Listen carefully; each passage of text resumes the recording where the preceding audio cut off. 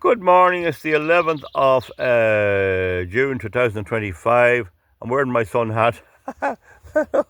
Top of the morning to you. It's about 11 p.m. Now, the migration situation was never right. It was never right or never made sense. In Ireland, we controlled migration up to 2004. We were told we'd have to be members of the EU and that only EU citizens could come in, and then not criminals, only good working people. But it turned out that's not the case. We have to receive the whole world, and they're looking for direct provision centres all over Ireland. There's even talk that SuperValu in Kingscourt, the old SuperValu premises in Church Street, is now being earmarked for direct provision. And this goes on until they replace the Irish people. And I have to admit, I stood for election, and people here that's against me will say, you stood for election, nobody agreed with you. I don't think it means that you can't complain. I mean, if I were in 1937 Germany, and I would be warning, this Hitler thing is disaster, I mean, I'd still be right. But the fact that people didn't all agree with me is hardly that relevant. So anyway, there has been a huge riot in Ballymena, a very bad riot. Now, Ballymena is in County Antrim, and it would be a mixed community, so repairing from the wounds of the Troubles, where people of the Catholic, who are said to be nationalists, probably are a bit, and the Protestant people who are said to be unionists, had been clashing for years. And so many people were unhappy, so many people died, so many millions were spent on security, and that got sorted. And here we have it raising its head again when they threaten to put in another few thousand people into that town, and actually put in more migrants than the people living there.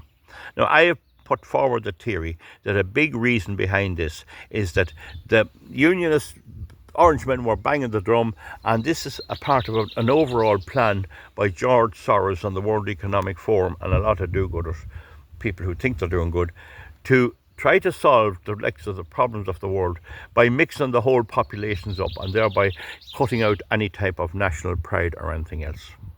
That's what I think this is. And the Green Party would be fully behind that. The Green Party never explained how they're worried about our emissions in Ireland, and then they increase the population. I mean, you can't have it both ways. I mean, obviously, if you have an increased population, the emissions go up. But anyway, in Ballymena, there have been severe riots, and needless to say, all the locals will be jailed up. But they shouldn't have put them in there. So we'll see how that plays out, and we'll see what the politicians think. As far as I understand it, Sinn Féin is fully behind the plantation again. They spent the last 100 years complaining about partition and the plantation of Ulster, and now they come along and they push it again. Problem is, they also push it down in the Republic also. Now, meanwhile, I get some criticism there about my support for Trump. Trump is the best act in town. I support him. He has done nothing that I can see wrong yet, and now he's made a mistake, and I do agree that I'd have done it differently. California, and particularly Los Angeles, is full of migrants. Gavin Newsom and that other woman there, she's a dark lady, what do you call Brasum, is there Brasser or something like that? She's the mayor anyway. They're all mass migration. Bring them in as many as you can. Nancy Pelosi lives over there, a millionaire. Bring them in, cheap labour, and you can get. California is a woke state, essentially. But there are conservatives there. Anyway, Trump should have had all his security services ready before he went in with the ICE. That's the Immigration Control Enforcement. I'd have had them all ready there. Now, there is precedent for the way you handle this with the Block Riots in 1981. The Block protesters, they burnt down the British Embassy in Dublin. It was a terrorist building as far as I remember. And then they went up to attack somewhere up there again. And I remember, well, they bought pickaxe handles and all of that on the way up in the shops. They cleaned out the shops of pickaxe handles and billhooks and weapons of all kinds. And the local guards were watching and saw them and notified the people in Dublin. And some of the guards stopped the buses carrying them and took the weapons off them. But when the thing got going, it was known there was going to be a riot, and the way it was handled was the commissioner let the guards loose on them, and they walloped the daylights out of them with batons. And they were blood running down their faces and everything else. Give them a bloody good hiding. Now, I wasn't up there, but I remember one time being in another time. There was another racket one time where there was the H blockers attacked a ballroom with people inside dancing. They wanted to get in for a few pints after a football match in a hotel, and the hotel didn't want them in because there were trouble. And they got the guards, and anyway, between one thing and another, there was enough guards there. There was far more H blockers than guards, and but I remember me being there as a sergeant, and we let our men loose on them. But then some of the guards began to hit them so hard, I feared they'd die, and I wouldn't let them beat them too much. I held them off a bit.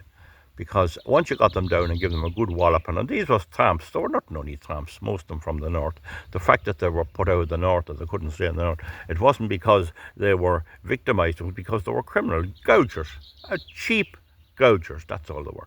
But there were some of them not too bad, some of them settled, some of them were all right. You couldn't tar all of the people who left the north and settled in the south with the same brush, in fairness. That has to be said about everything I say. But there was a share of them anyway, and of course the guards took it out of them and gave them a good walloping, and my contribution was to not let them kill them or seriously injure them, and also not to and to get evidence. But anyway, going back to the Dublin riots, this was 1981.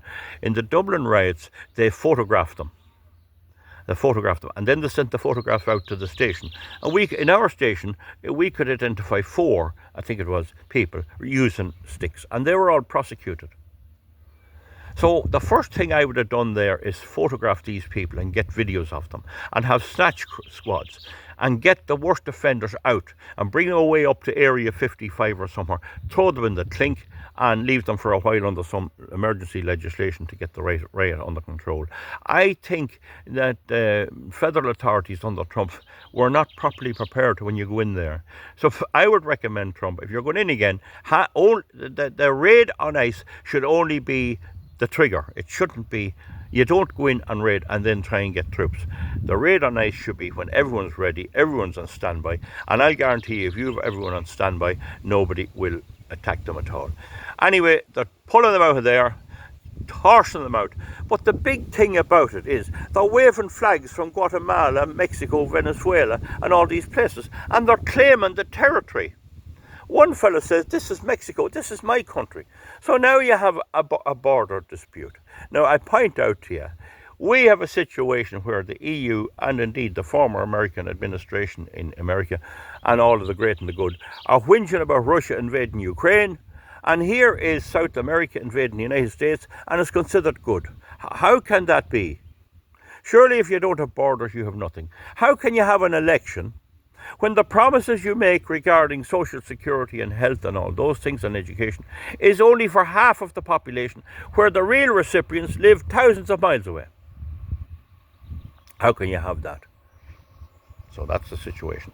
In Ireland, we're naturalising people by the thousands, and they'll all have votes. So I'm against that. Anyway, Trump is bringing it under control. Now, it's very important to say that Tom Homan, the top man appointed by Trump, says that any public official or any elected representative who intervenes and breaks the law will be arrested. He didn't say to arrest Newsom. Trump came out and he said, arrest Newsom. Well, I wouldn't have said that. He calls him Newscum. I'd have just said, arrest anyone who gets in the way, because Newsom wants to be arrested. If Newsom can get himself arrested, and that other Blasey one, is that what you call her? She's a black mayor of Los Angeles there, her name escapes me. But if they can get themselves arrested, especially Newsom, he might be in the running then to be the candidate for presidency in 2028. Now, it looks very much to me like Camala Harris has that sewed up. It's not some prospect, but it looks to me like Camala Harris is going to be the forerunner there again. because that's how the Democrats do. You have a right. It's like inheriting something. It's like the Prince of Wales being the eldest son. He has the right to inherit the throne, and so I think she's in the running there again. But if Newsom could get himself arrested in the right circumstances and maybe get acquitted, it might give him a profile. So my advice to Trump and Homan is wait until you get them doing something really, really bad. Have specialized officers there specifically told to arrest them, but only when you get real good evidence, and only prosecute them for that. That's the way I do it. So it's all to be played for, but it's interesting times. So yeah, Trump is doing what he was elected to do. I wish we had a government here that would do the same, but he is a thorn in the side of the lefties in Europe, because they see him doing that, and how are they going to explain not doing it? There are some being deported in Ireland, but why are they deporting them when they're letting them in at the same time? How can you deport people and then let them in unvetted? I mean, it doesn't make sense. Doesn't make sense at all. That's 11 minutes, folks. We have to struggle. Meanwhile, in England they're jailing, I think, 30 people a day for posts on social media. So if you're it's not the law here yet, but still, if you're posting on social media, you have to be careful what you say. I don't know would they follow up comments on my videos, but you have to be careful to keep within the law. We don't have hate speech here, but there is incitement to hatred, and there'll be a lot of prosecutions around Ballymena. Having said that, it's going to be very difficult to replant Ulster again, which is what this is. This is the replantation of Ulster. We all know where it leads to, and this is the madness of the governments. And then you have Starmer. I mean, he is very, very destructive in his philosophy. Okay, comment underneath. Keep it within the law. The law is incitement to hatred. You can't say, I want you to go over and burn that man's house. You can't say that because he's something or other. He's a Hare Krishna or something. You can't do that. But be very careful how you put it. The other thing is, if you see your comments, if I think comments are contravening the law, I might delete them. You know, I have to be able to show that I try to keep within the law. Our job is not get the law made, and to make sure that the law that's done, if we do fight them on the law, we pick our cases. And that's the thing I'm saying about all types of campaigning. You lead your opposition, your enemy, into the trap. Don't let them bring you into the trap. If Newsom's job is to get elected to be president, arresting him in the wrong circumstances will only make a martyr out of him. What you have to do is you have to pull him into the trap slowly but surely, and snap the trap only when you get it right and when he can't defend what he did. And that way you might keep him out of there. He's some sleazebag. That's one thing. Trump calls him a scumbag. So look, a comment underneath. We'll see you back soon. Bye.